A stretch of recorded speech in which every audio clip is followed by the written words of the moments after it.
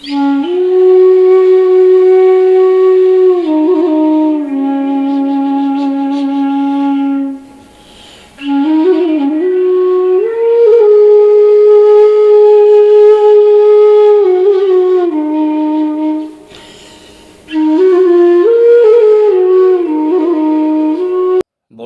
শ্রদ্ধা ও প্রণাম, ছোটদের স্নেহ ভালোবাসা জানিয়ে আজকের বিষয় হলো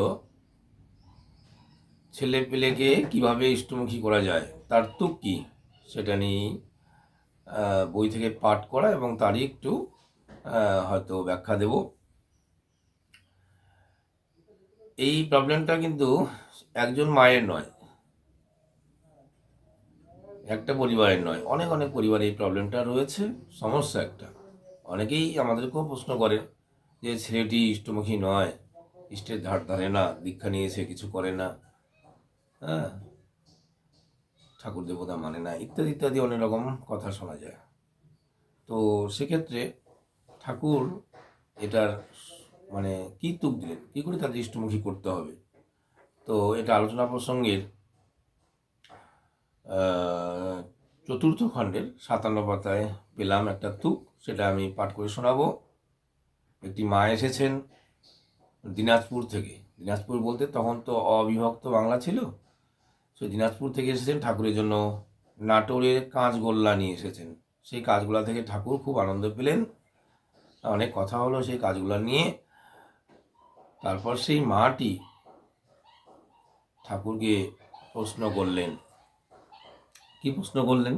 বললেন, ঠাকুর, আমার একটা দুঃখ যে ছেলেদের মধ্যে কেউ ঠাকুরমুখী হলো না। শেষে ঠাকুর কি বললেন? ওর জন্য ভাবিস কেন, তারা তোকে ভালোবাসে তো। উক্ত মা, তা বাসে। শ্রী ঠাকুর তখন বললেন, তোকে যদি ভালোবাসে তবে তুই যাকে ভালোবাসিস তাকেও ভালোবাসবে। জোর করে ঠাকুর ভজাতে যাস না, তাতে দূরে সরে যাবে। বরং তোর ব্যবহার যেন এমন হয় যাতে তোর খুশির জন্য যা করণীয় তা না করেই পারে না।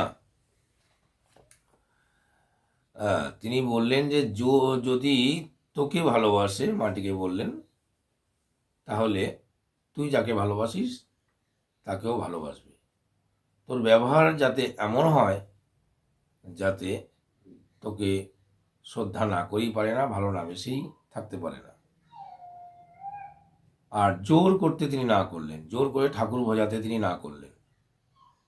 ছোট বয়সে বাচ্চা বয়স হলো, বাচ্চা বয়স হলে তাকে জোর করিয়েও শিখিয়ে পড়িয়ে তৈরি করা যায়, কিন্তু যখন ম্যাচিওর হয়ে যায়, বড় হয়ে যায়, তখন কিন্তু জোর করে হবে না, তাতে হিতে বিপরীত হয়, আরও বেঁকে বসে। ঠাকুর যেটা বললেন, ঠাকুর যেটাতে গুরুত্ব দিলেন যে তোর প্রতি যাতে টান বা ভালোবাসা তৈরি হয়, তার মানে আমাদের অভিভাবকদের বা গার্জিয়ানদের বা স্বামী স্ত্রীদের এমনভাবে চলতে হয় যাতে আমাদের প্রতি কোনো প্রকার অশ্রদ্ধা না আসে।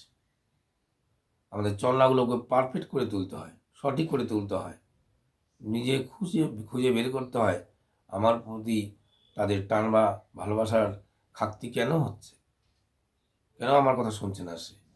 এই জায়গাগুলো মানে ভীষণভাবে খুঁজতে হয়, নিজের দোষ খুঁজে বার করতে হয়, ঠাকুরকে গভীরভাবে ভালোবাসতে হয়। আর স্বামী স্ত্রী জীবন চলনা মানে খুবই পারফেক্ট করার চেষ্টা করতে হয়। ঠাকুরের একটা বাণীতে আছে, স্বামীতে নাই স্ত্রীর শ্রদ্ধা, স্ত্রীতে নাই স্বামীর টান, এমনতর প্রায় ক্ষেত্রেই শ্রদ্ধাহারা হয় সন্তান। তাদের শ্রদ্ধাটা নষ্ট হয় কখন? যখন ওই যে স্বামী স্ত্রী ঝগড়া করছে, উল্টো পাল্টা তর্ক বিতর্ক করছে, তখন ছেলেমেয়েরা কিন্তু তাদের প্রতি শ্রদ্ধাহীন হয়ে ওঠে। এবং গার্জিয়ান প্রতি বা বাবা মার প্রতি শ্রদ্ধা যদি না থাকে, বাবা মা যাকে নিয়ে চলছে অর্থাৎ ইষ্টকে নিয়ে চলছে, সেই ইষ্টের উপরেও কিন্তু তাদের শ্রদ্ধা আসবে না। এই ব্যাপারটা কিন্তু মাথায় রাখতে হবে। সেই জন্য ঠাকুর বললেন যে তোর ব্যবহার এমন হতে হবে যাতে তোকে তারা ভালোবাসে, আর তোকে ভালোবাসলেই কিন্তু ইষ্টের প্রতি অর্থাৎ তুই যাকে ভালোবাসবি তার প্রতিও টান হবে। টুকটা হলো নিজের অর্থাৎ আমার প্রতি আমার সন্তানাদিদের টানের কোনো রকম যেন অপলাভ না হয়। ঠাকুর বলছে টানের অভাবে আমাদের যেমন কষ্ট, তাহাদেরও সমূহ বিপদ। সেইভাবে চলার চেষ্টা করতে হবে। নিজে ইষ্টমুখী হয়ে যেমন চলব, সাথে সাথে ভাবার ব্যাপার আছে যে তারা যেন আমাকে ভালোবাসে, আমার সন্তানাদি যেন আমাকে শ্রদ্ধা করে, ভালোবাসে, এই ব্যাপারটাই এখানে তুলে ধরলেন।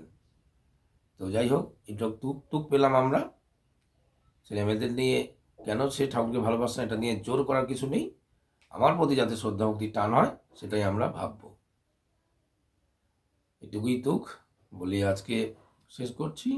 প্রিয় প্রেমের আতুল চরণে সবার মঙ্গল প্রার্থনা করে শেষ করছি। জয় গুরু।